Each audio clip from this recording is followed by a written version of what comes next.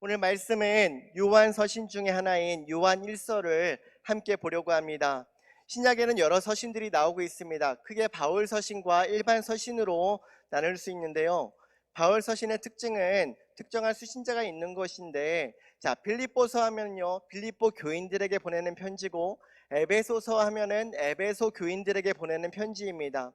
이렇게 수신자가 정해진 것이 바울 서신의 특징이라는 것이죠. 그와 다르게 저희가 최근에 몇 주간 나누었던 말씀들 기억하십니까? 어떤 것들이 있었죠? 야고보서가 있었고요, 베드로 전후서가 있었습니다. 그리고 우리가 함께 나누진 않았지만 유다서가 있었습니다. 그리고 오늘 나누게 될 요한 서신이 있습니다. 이 서신들은 어떤 특정한 대상을 정해서 보낸 편지가 아니라 불특정 다수에게 보내는 편지라고 이야기를 합니다. 저희가 야고보서, 베드로 전후서를 나눌 때 당시 어려움을 당하고 있는 핍박과 환난과 고난 가운데 있는 성도들, 믿음의 그리스도인들에게 위로와 격려를 주면서 확고한 소망을 주기 위한 편지들이었다라고 전한 바 있습니다. 그리고 오늘 말씀인 요한서신, 요한 1서도 마찬가지입니다. 불특정 다수, 그러니까 모든 교회들, 모든 성도들을 수신자로 하면서 보내는 편지라고 하고, 우리는 이와 같은 편지를 일반 서신이라고 이야기를 합니다. 일반 서신이기 때문에 편지 제목을 보는 사람의 이름을 붙여서 그렇게 정하는 것이 특징입니다. 야고보가 썼기 때문에 야고보서이고요, 베드로가 썼기 때문에 베드로 전후서, 그리고 요한이 썼기 때문에 요한 서신이라고 부르고 있습니다. 예수님의 12 제자 중 한 사람이었던 사도 요한을 가리키는 것인데요, 이 요한에겐 별명이 있습니다. 어떤 별명이냐면요, 사랑의 제자, 사랑의 사도라 불리고 있습니다. 그래서 성도들은 이 요한이라는 이름을 참 좋아합니다. 단적인 예로 제가 신학교 나왔잖아요. 신학교 광장에서 요한아라고 부르면요, 한 5명이 뒤돌아봅니다. 그리고 저희 교회는 없지만은, 저희 교회도 있나요? 잘 모르겠습니다. 저희 교회도 다른 교회에서도 요한아 그러면 한 두세 명이 뛰어옵니다. 그리고 길거리에서도 요한아 그러면요, 한 명은 찾아볼 수 있을 것입니다. 이처럼 성도님들은 요한이라는 이름을 참 좋아합니다. 그래서 요한 서신에 보면요, 사랑이라는 말이 참 많이 나옵니다. 사랑하는 자들아, 우리가 서로 사랑하자. 사랑은 하나님께 속한 것이니 라고 이야기를 하죠. 제가 이 문장을 다 읽진 않았지만은 이 짤막한 문장에서도 사랑이라는 단어가 3번이나 나오고 있어요. 요한이라는 제자는요, 예수님께서 공생의 기간 동안에 사역을 하시면서 늘 예수님 가까이에서 예수님이 어떤 분이신지 확실하게 고백하고 믿었던 제자였습니다. 또 요한복음을 통해서 예수님이 어떤 분이셨는지 보여주고 있습니다. 그래서 요한복음 1장부터 11장까지 보게 되면요, 총 7가지의 표적이 나오고 있죠. 표적이라고 하면 헬라어로 세메이온이라고 하는 단어를 사용합니다. 그래서 영어로는 사인이라고 할 수 있습니다. 이것은 무엇이냐면요, 포인트를 가리키는 거예요. 제가 손가락으로 무엇을 가리킵니다. 성도님들 이것 좀 보십시오 하는 것은요, 제 손가락을 보시라는 것이 아니고 손가락으로 가리키는 것을 보라고 말씀을 드리는 거잖아요. 바로 그와 같다는 것입니다. 이 7가지 표적을 말하면서 7가지 표적을 보고 놀라라는 것이 아니라 7가지 표적이 가리키는 것을 보라고 하는 것입니다. 요한복음에 보게 되면요, 제일 처음에 가나 혼인잔치에서 물이 포도주로 변한 사건이 있었죠. 왕의 신하의 아들을 고치신 일도 있고요, 베드스다 연못에서 38년 된 병자를 고친 사건도 있었습니다. 그리고 오병이어 기적, 무리를 걸으신 기적, 소경의 눈을 뜨게 한 기적, 죽은 나사로를 살리신 기적들이 있습니다. 우리는 이거 보면서 와, 놀라워, 어떻게 물이 포도주가 변해? 말도 안 돼. 이건 말도 안 되는 일이야. 어떻게 사람이 물리를 걸어? 아니, 어떻게 망막이 상하고 시신경이 완전히 끊어진 소경이 어떻게 앞을 본단 말이야? 말도 안 되는 거야. 죽은 사람이 어떻게 살아나? 하면서 감탄하고 놀라고 합니다. 그런데 충분히 감탄할 만한 일이죠. 놀랄 만한 일입니다. 그런데 감탄하고 놀라는 것으로 끝나는 것이 아니라 그와 같은 표적을 일으키신 분을 보라는 것이에요. 예수님께서 그와 같은 표적을 일으키신 분이심을 우린 믿어야 된다는 것입니다. 그래서 이와 같은 표적 뒤에는요, 항상 에고 에이미라고 하는 표현을 사용하면서 예수님께 스스로를 나는 이런 사람이야, 나는 이런 사람이야 하면서 설명을 하고 있는 것이죠. 나는 양의 문이야, 나는 빛이야, 나는 길이야, 진리야, 생명이야 하면서 자신을 드러내고 있다는 것이죠. 요한은 이와 같이 요한복음을 통해서 예수님이 정확히 어떤 분이신지 알고 믿고 고백하고 있습니다. 요한이 예수님 분명 하나님의 아들이고 메시아고 우리의 죄를 사하실 유일한 분이시라는 것을 믿었다는 것이에요. 단순히 아는 것으로 끝난 것이 아니라 그 예수님이 그 사건을 통해서 분명히 예수님이 하나님의 아들임을 고백했고 믿었다는 것입니다. 요한이 예수님에 대해서 너무도 잘 알고 있는가 하면 예수님이 아닌 가짜, 자 오늘 말씀 18절에서 나오고 있는 것처럼 적 그리스도가 누구인지, 그리고 그 적 그리스도가 우리에게 어떤 영향을 주는지 너무나 잘 알고 있었습니다. 자 우리 18절의 말씀 다 같이 읽어보도록 하겠습니다. 아이들아 지금은 마지막 때라. 적그리스도가 오리라는 말을 너희가 들은 것과 같이 지금도 많은 적그리스도가 일어났으니 그러므로 우리가 마지막 때인 줄 아노라. 아멘. 아이들아 라고 이야기를 하고 있죠. 무슨 아동부 설교도 아니고 아이들아 라고 이야기합니다. 여기서 아이들아는요 진짜 아이들을 가리키는 것이 아니라 영적으로 미성숙한 사람들을 가리켜서 아이들아 라고 부르고 있는 것이죠. 그리고 이어서 마지막 때라 이야기를 합니다. 아니 이때도 마지막 때고 지금도 마지막 때라고 하는데 그럼 도대체 예수님은 언제 옵니까? 언제 끝나는 것입니까? 라고 이야기를 할 수 있습니다. 여기서 마지막 때라고 하는 것은요 두 가지 의미로 우리가 해석을 할 수가 있습니다. 첫 번째는 좁은 의미의 마지막 때가 있고요, 두 번째는 넓은 의미의 마지막 때가 있다는 것이에요. 좁은 의미의 마지막 때는요 말 그대로 예수님께서 다시 오실 그 때를 마지막 때라고 하는 것입니다. 그리고 넓은 의미의 마지막 때는요 예수님께서 초림하여 오셨던 그 순간부터 지금까지 쭉 마지막 때라고 이야기하는 것입니다. 자, 이것이 바로 넓은 의미의 마지막 때라고 이야기를 할 수가 있죠. 따라서 지금 요한이 말하고 있는 이 순간도 마지막 때이지만은 지금 순간도 마지막 때를 보내고 있다라고 말씀을 드릴 수 있다는 것입니다. 자, 요한이 이 노년의 시기에 아비의 심정으로 물가에 내놓은 것과 같은 아이들에게 당부하면서 경고하고 있는 것입니다. 지금도 많은 적그리스도가 일어났으니 그러므로 우리가 마지막 때인 줄 아노라 이렇게 얘기를 하고 있다는 것이죠. 자, 고등학생 자녀를 둔 부모님들은요 내 자녀가 좋은 대학에 들어가는 것을 소망합니다. 많은 관심을 갖고 있고요 또 그것을 위해 기도를 하고 있죠. 그런데 요즘 좋은 대학에 들어가는 것도 중요하지만은 더 중요한 것은 그 대학에 들어가서 어떻게 살아내느냐가 더 중요하다는 것이에요. 여러분 아시는지 모르겠지만은 대학교 안에는요 얼마나 많은 정말 치열하고 영적인 전쟁이 끊이지 않는 그런 현실을 여러분 알고 계십니까? 제가 있던 신학교에서도요 아침에 학교에 가보면 이 이단들이 현수막을 언제 달아놓고 갔는지 가장 좋은 자리에, 아주 잘 보이는 자리에 현수막을 걸어놓고 갑니다. 어떤 성경 공부를 합니다. 박옥수 구원파에 대한 집회가 있습니다. 막 이런 현수막들이 여기저기 걸려 있습니다. 그래서 이거는요 이단의 현수막이고 또 불법 현수막이기 때문에 학생회가 가서 끊어갖고 옵니다. 자, 이것처럼 이런 작은 것조차도 이단들이 늘 틈타려고 노려보고 있다는 것이에요. 제가 2013년 5월 19일에 경기도 김포에 개척을 했던 적이 있습니다.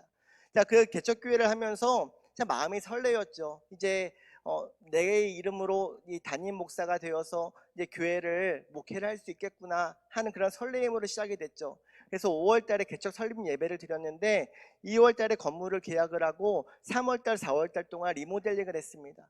그래서 리모델링을 막 하고 있는데 자, 저희 교회가 3층에 있었거든요. 근데 3층에 딱 들어오는 순간 정면에 철문이 하나가 있습니다. 처음에는 여기에 간판도 없고 아무것도 없으니까는 이것이 무엇인가 알 수 없었죠. 이것이 창고인가 그냥 공실인가 했던 것입니다. 그래서 별로 신경을 쓰지 않았습니다. 그때 열심히 그냥 리모델링 공사하고 청소하고 가면서 개척 설립 예배를 드렸죠.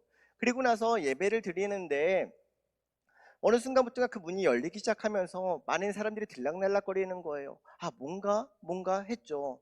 근데 마침 저희 지방의 목사님들이 저희 교회에 차를 마시러 오셨습니다.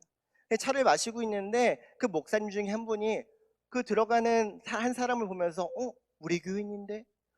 우리 교회 청년인데? 그렇게 이야기를 하고 있는 것입니다. 그래서 저는 몰랐죠. 무슨 일인가 했습니다. 근데 나중에 문이 열려있는 그 안을 들여다보니까는 칠판이 하나 걸려있고요. 거기에 신천지 교리라고 쓰여져 있는 것입니다. 신천지 공부방이었다는 거예요. 그때 그 순간 허걱했죠. 아니, 하나님 어떻게 우리 교회 입구에 신천지 공부방이 있을 수 있습니까? 어떻게 코앞에 신천지 공부방이 있을 수 있습니까? 말도 안 되잖아요. 정말 망연자실한 상태에서 기도했죠. 하나님, 저 공부방 해결해 주세요. 해결해 주세요. 기도했습니다. 매일 들락날락 거릴 때마다 문에다가 십자가를 그리면서 예수 피를 뿌립니다. 예수 피를 뿌립니다. 그러면서 늘 기도를 했습니다. 자, 그렇게 기도를 하면서 정말 끊임없이 그것을 놓고 기도를 했죠. 신천지가 우리 앞에 있으니까는 정말 저는요, 어떻게 해야 될지 모르겠는 거예요. 그때는 설이 전도사였기 때문에 정말 막막했습니다. 근데 그렇게 기도했더니, 그렇게 기도함으로 늘 하나님 앞에 드렸더니 반년이 지나서 그 공부방이 나가더라고요. 하나님께서 그렇게 역사하셨습니다. 전 그걸 보면서 기도하면 되는구나. 기도하면 하나님께서 다 해결해 주시는구나. 나는 아무것도 할 수 없지만은 내가 저 신천지를 무슨 수로 싸워? 내가 저 신천지를 상대로 어떻게 목회를 해? 이런 두려움과 걱정도 있었지만은 기도하니까 하나님을 믿으니까는 내가 믿는 하나님이 더 크시고 강하시니까 그 하나님께 구하니까는 이루어 주시더라고요. 여러분, 이와 같이 이단은 늘 우리의 가까이에 있습니다. 이단은 늘 우리를 어떻게 하면 넘어뜨릴까, 어떻게 하면 미혹할까 틈타고 있다는 것입니다. 여러분, 그래서 우리는 늘 알아야 됩니다. 기피지기면 백전백승이라 라고 이야기를 하죠. 아군을 알고 적군을 알면 싸워서 이길 수 있습니다. 우리 주님이 하나님의 아들이시고 메시아이시고 그리스도이신데 그 이름에 능력이 있기 때문에 그 이름으로 믿고 나아가면, 그 이름으로 들고 나아가면 우리 주님께서 다 해결해 주시는 줄을 믿으시기를 간절히 소망합니다. 그렇기 때문에 우리 아군 대장 되시는 예수님이 어떤 분이신지 알아야겠죠. 그리고 저 적군, 적그리스도라고 이야기하고 있는 저 상대가 누구인지 알아야겠죠. 그래서 오늘 이 요한이 이런 적그리스도에 대해서 이야기를 하는 동시에 우리 아군 되시는 예수님에 대해서 설명을 하고 있는 것입니다. 자, 아군인 것처럼 보이는 저 적그리스도가, 자, 우리는 싸워서 이길 수는 없습니다. 우리는 연약하기 때문에, 우리 역시도 죄인이기 때문에, 우리도 쉽게 미혹돼서 넘어지고 좌절하고 있는 사람들이기 때문에 우리의 힘으로는 어떻게 감당할 수 없습니다. 자, 근데 오늘 말씀에서 분명히 요한이 이야기를 합니다. 적그리스도가 어떤 사람인가? 적그리스도는 어떤 특징을 가지고 있는가? 적그리스도는 말 그대로 그리스도를 대적하는 사람들을 의미하고 있습니다. 그리고 그 적그리스도에 대해서 말하면서 22절에 다음과 같이 설명을 합니다. 우리 함께 읽겠습니다. 거짓말하는 자가 누구냐? 예수께서 그리스도이심을 부인하는 자가 아니냐? 아버지와 아들을 부인하는 그가 적그리스도니. 아멘.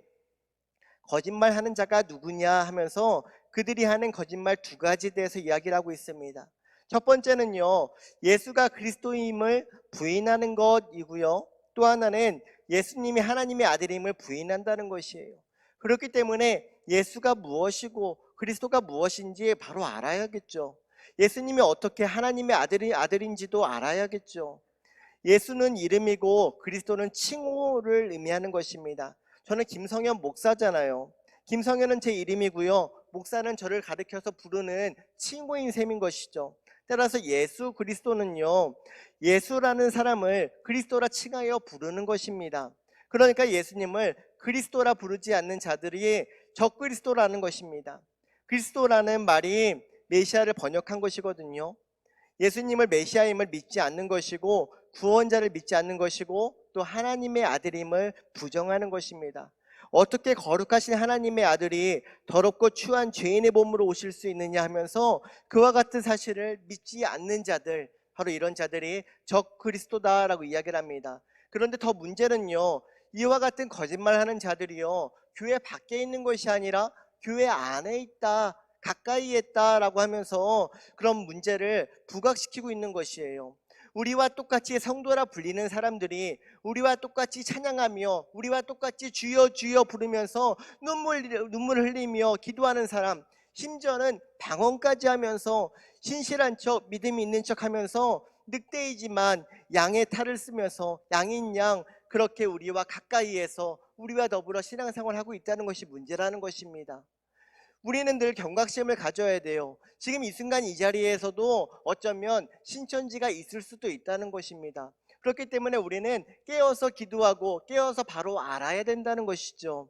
그래서 이단 중에 하나인 신천지가 성도인 것처럼, 열심인 것처럼, 일반 성도들보다 더 성도인 것처럼 보이는데 저들은 가짜라는 것이에요. 적그리스도라 말하고 있는데 저들은요 하나님을 하나님을 믿는 척하지만은 저들이 그 하나님을 믿지 않고 있다는 것이고, 그리고 예수님을 믿지 않고 있다는 거예요. 그가 어떻게 나를 구원해? 하면서 부정하고 있다는 것입니다.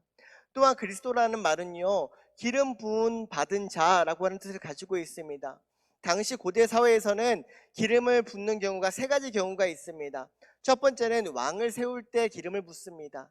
자, 그래서 사울 왕이 세워질 때, 다윗 왕이 세워질 때 기름을 부은 것과 똑같은 것입니다. 그리고 제사장을 세울 때 기름을 붓습니다. 그리고 사역을 시작할 때 기름을 붓습니다. 자, 이와 같이 기름을 붓는 자의 모습은요, 세 가지 종류가 될 수 있습니다. 그런데 예수님은 왕이셨고 제사장의 역할도 감당하셨고 사역도 하셨기 때문에 이 모든 경우가 해당되는 경우죠. 자, 그 중에서도 왕이라는 의미가 강하게 내포되어져 있습니다. 하나님께서는 이스라엘의 왕으로 사울을 세우셨고 다윗을 세우셨고 솔로몬 등 많은 여러 왕들을 세우셨지만 모든 나라는 결과적으로 무너졌습니다. 하지만 진정한 왕이신 예수님께서 무너진 이 나라를, 이스라엘을 다시 일으켜 세우신다고 하는 것을 믿고 구원해 주신다는 것입니다. 그래서 복음서에 보게 되면은 예수님께서 예루살렘에 입성하실 때 군중들은 이제 예수님께서 로마의 압제에서 우리를 구원할 구원자다, 진정한 왕이시구나 하는 생각으로 호산나 다윗의 자손이여 하면서 환호하고 열광했다는 것이에요.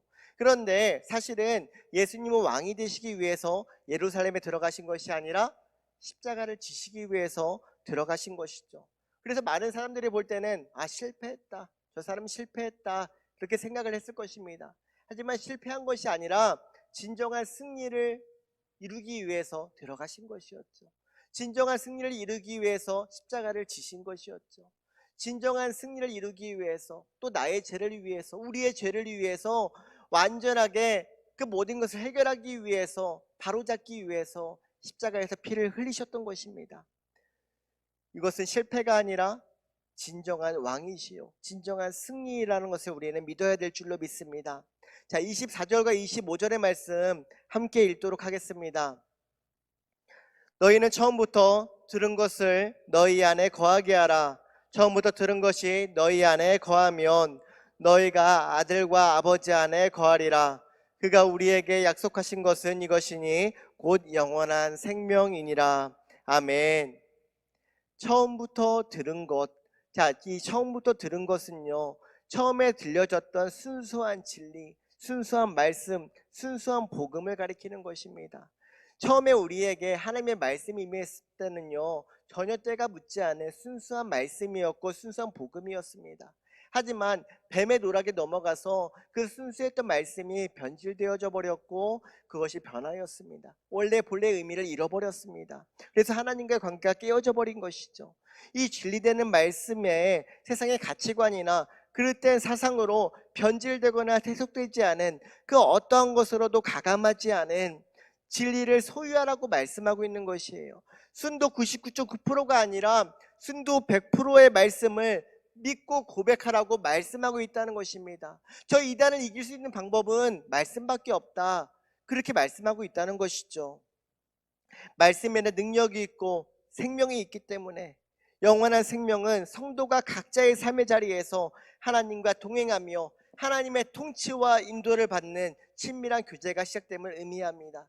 전에는 내 생각대로, 나의 가치관대로, 나의 사상대로 살았다면 이제부터는 생명 되신 말씀이 내 안에 들어왔기 때문에 더 이상 나의 가치관으로 살아가는 것이 아니라 하나님께서 이끄시는 그 말씀대로 살아간다는 것입니다. 말씀이 내 안에 있으면 내가 하나님과 동행하는 것이죠. 그렇기 때문에 이 동행함으로 감당하라고 말씀하고 있는 것입니다. 그때 적그리스도 사탄들은요, 우리를 넘어뜨리기 위해서 더 힘써 발악을 할 것이지만 내 안에 하나님의 통치와 인도하심이 있기 때문에 저 적그리스도들은 절대로 죽었다 깨어나도 우리를 이길 수 없습니다. 우리 주님은 이미 승리하신 줄 믿습니다. 그렇기 때문에 우리가 이 땅에서 적그리스도를 이기기 위해서는 단 한 가지 방법밖에 없다는 것이에요. 그리스도 안에 머물러 그 뜻을 행하며 사는 그 방법밖에 없다는 것이죠. 자, 데살로니가 후서 1장 9절의 말씀 우리 다 같이 한번 읽어보도록 하겠습니다. 읽습니다. 이런 자들은 주의 얼굴과 그의 힘의 영광을 떠나 영원한 멸망의 형벌을 받으리로다. 아멘. 자, 이 말씀과 같이 훗날에 예수님이 다시 오셔서 심판하실 때 처음부터 들은 그 진리의 말씀을 거부하며 그리스도를 대적했던 자들은 부끄러움을 당하게 될 것이고, 그들은 하나님의 의를 따르지 않았고 그리스도를 완전히 떠나버렸기 때문에 두려움으로 주님 오심을 맞이할 것이고 영원히 멸망하는 형벌을 받게 될 것입니다. 하지만 우리는 그리스도 안에 거하면서 그리스도께서 우리 안에 계시기 때문에 하나님의 의를 행할 수밖에 없고, 순종의 삶을 살았던 성도는 믿음의 확신과 신앙의 기쁨 속에서 다시 오실 주님을 맞이하게 될 줄로 믿습니다. 성도는 그리스도로 말미암아 또 성령의 도우심으로 말미암아 미혹의 영을 분별할 수 있는 지혜가 우리에게 주어짐을 믿습니다. 처음부터 들은 이 진리의 말씀, 거룩한 성령의 능력으로 인한 영적 분별력을 가지고 적그리스도에게 미혹되어 넘어가는 것이 아니라 모든 죽은 권세에서 승리하신 예수 그리스도의 이름으로 승리하실 수 있는 모든 성도님들 될 수 있기를 간절히 소망합니다. 우리 충주제일교회는 믿음으로 너무너무 견고하여서, 하나님의 말씀이 너무너무 견고하여서 악한 이단들이 틈타지 못하는 그런 교회가 될 수 있기를 간절히 소망합니다. 이단이 아무리 공격하여 우리에게 다가온다 할지라도 우리는 말씀으로 무장되어 있으면 두려울 것이 없습니다. 그 말씀이 우리에게 능력이 되어주기 때문에 우리는 싸워서 이길 수 있기 때문입니다. 이 마지막 때는요, 이단들이 판을 칠 것입니다. 앞으로 더 요란하게 덤벼들 것입니다. 하지만 여러분들이 하나님의 말씀을 들을 때마다 아멘으로 믿어지고 그 아멘하여 그 말씀대로 살아낸다면은 하나님께서는 여러분들과 함께하여서, 우리와 함께하셔서 우리가 승리하게 될 줄로 믿습니다. 날마다 승리의 삶으로서 하나님과 동행할 수 있고 하나님 안에 거할 수 있는 여러분 될 수 있기를 간절히 소망합니다. 이 시간 함께 기도하기를 소망합니다. 참 좋으신 하나님 아버지, 감사를 드립니다. 우리가 변함없이 하나님을 예배드릴 수 있고 하나님 앞에 찬양하고 기도할 수 있음에 그것 자체가 우리의 기쁨인 줄 믿습니다. 하나님, 오직 우리의 주인 되신 하나님만을 고백하기를 간절히 소망합니다. 세상의 어떤 요소들이 우리를 넘어뜨리려고 하고 우리를 근심 가운데 놓인다 할지라도 우리가 이 예배하는 자리, 찬양하는 자리, 기도하는 자리를 빼앗기지 않도록 우리의 마음과 생각을 지켜주시고 오직 그리스도께서 우리의 마음을 붙잡아 주심으로 우리가 늘 이 예배 자리를 지킬 수 있는 모든 성도님들 될 수 있도록 인도하여 주시옵소서. 나의 삶 가운데 임재하시는 하나님을 경험케 하여 주시고 늘 예배 자리에 성령의 충만한 가운데 임하여 주시어서 우리가 성령의 사람이 되어 성령의 사람으로서 성령의 권능을 들고 세상으로 나가 세상을 변화시킬 수 있는 우리 모든 성도님들 될 수 있도록 인도하여 주시옵소서. 감사드리오며 예수님의 이름으로 기도드리옵나이다. 아멘.